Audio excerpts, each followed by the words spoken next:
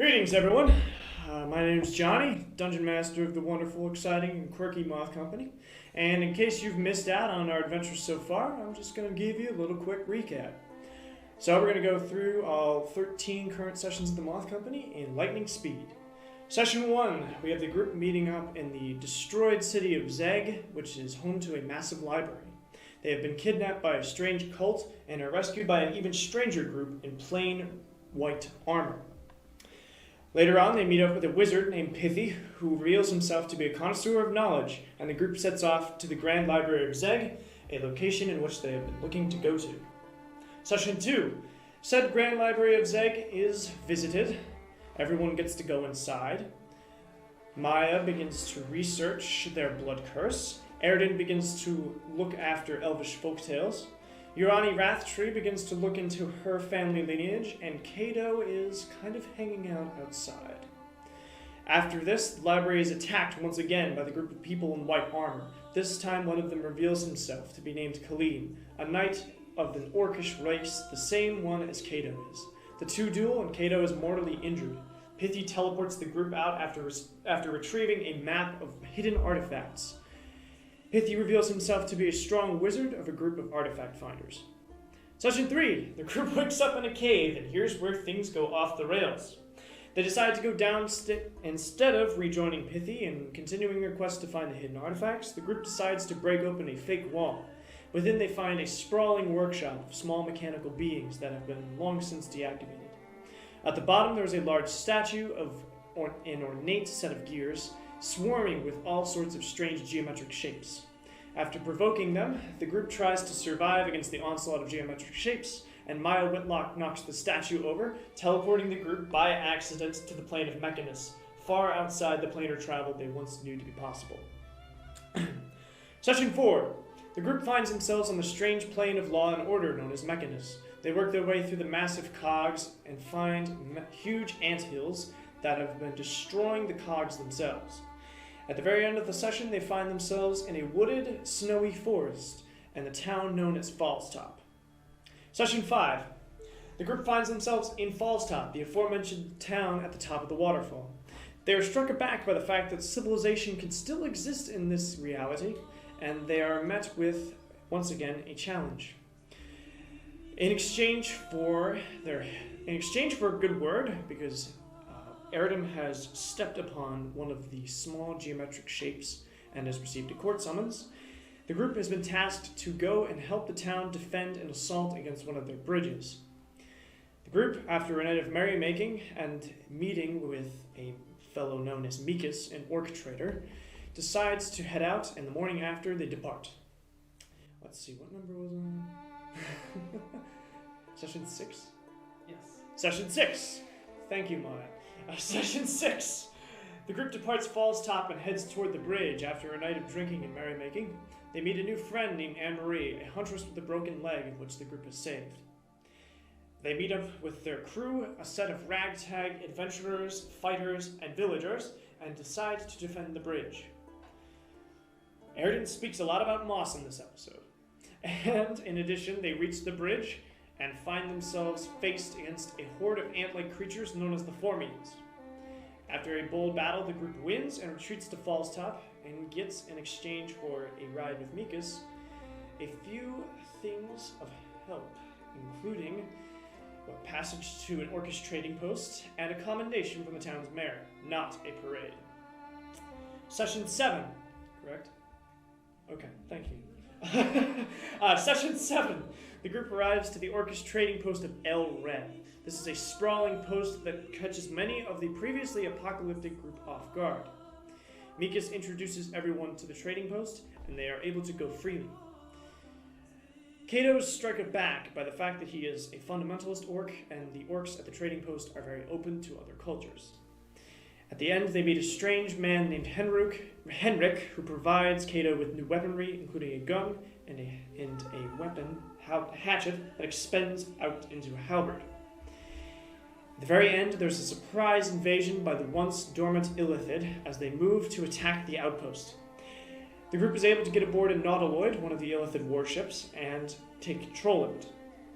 However, they are not able to prevent a complete and utter destruction of the outpost.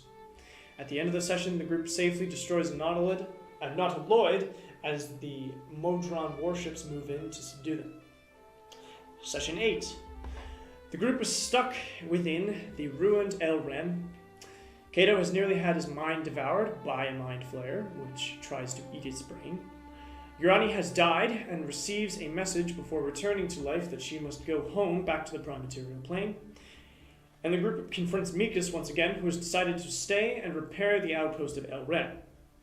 Afterward, they try to proceed to their court date, and they arrive at said court date. Each is interrogated about Erden's actions, and eventually they return to meet with the Primus, the one creature or being that rules over the entirety of the plane of law and order. The Primus asks the group to become its champions, in exchange for what they need: weapons, armor, an army, and warships. The group has been asked that they go and attack the Illithid situated upon the dead god. Session 9. Okay, still going. Got it. Session 9. The group, now dubbed the Champions of Mechanus, find themselves being armored. They retrieve their new weaponry, new fresh clothes, and meet Estevel, their captain of the Modron Warfleet, which is 40 ships strong. They spend the rest of the session trying to get to the astral plane, meeting a strange riddle man who is killed rather than riddled with, and eventually meeting a kraken known as Balthamet. After a climactic encounter, the group is able to persuade Balthamet to help them in their assault against the dead god. They pass through and return to the prime material plane, far beyond Urani's household. This would be session 10. Session 10. The group finds themselves in the prime material plane again. This time, they are moving to Urani's household, and they find in the basement of the house is... In the basement of the house, there is a Flint, a beast that has been trapped there by the family and is moved to be killed and has slain the rest of Urani's family. Urani also regains her memories, including her elf-slaying past, which complicates her relationship with Erden, which is slowly beginning to blossom. At the end, it is revealed that the estate has been set aflame, and the return of the white-armored individuals are back, with Kaleem at the helm. Session 11.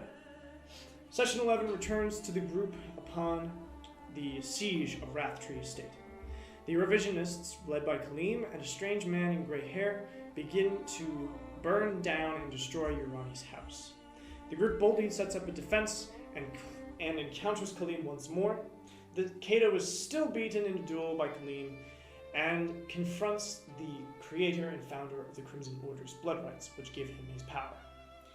After he's beaten once again, the group retreats, and the revisionists do too, their numbers severely quelled. They move their way toward the astral plane once more after a quick visit to the grave of Maya Whitlock's brother. Maya is reminded by the mysterious Lady of Death, who rules over the Valley of Graves, that she is due a debt. And in exchange for burying the brother of Urani, Maya incurs another debt, allowing her soul never to be freed from her body and an eternal slave to the Lady of Death.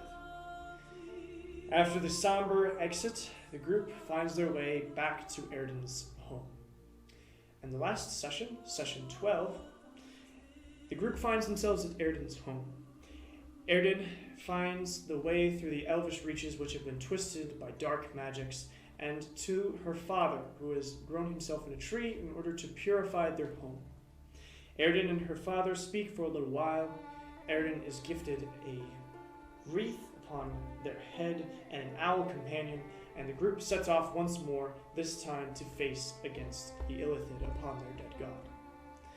Along the way, it is revealed that Urani has a brain tumor, parasite, which has been implanted by the Illithid during her imprisonment, and the group struggles to retrieve it and get it out. Also, Erden and Urani finally address their romantic tension before the final battle. It is then the group finds themselves in the Illithid storm, and after a bit more tension and character revelations, they are confronted by the full frontal assault upon the dead god. the very end of the session, the group finds themselves inside the ribcage of the once beautiful goddess of Sehanin, and from there, well, you'll just have to tune in and watch. Thank you all for tuning in. See you soon. Hello, this is Johnny from the Moth Company. Thank you guys for showing your support and watching to the end of this video. Everything that you do really means a lot to us. If you enjoyed this video, feel free to leave a like, perhaps comment what your favorite moment was, or something else that you'd like to insert about the episode, and please hit the subscription button down below.